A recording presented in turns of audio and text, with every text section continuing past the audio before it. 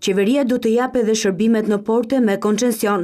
TVClan ka arritur të sigurojë kërkesën që Ministria e Transporteve ka dërguar në Agjencinë e Prokurimeve Publike, ku interesohet për të shpallur tenderin për partneritet publik-privat për shërbimin e rimorkatorit. Ky shërbim duhet të paguhet nga të gjithë bizneset, të cilët kanë anije tragete apo barka për të ankoruar në port. Deri tani ka patur vetëm një agjenci, e cila kryesisht punonte në portin e Durrësit dhe ndihmonte kompani të ndryshme detare për ankorimin e mjeteve në det.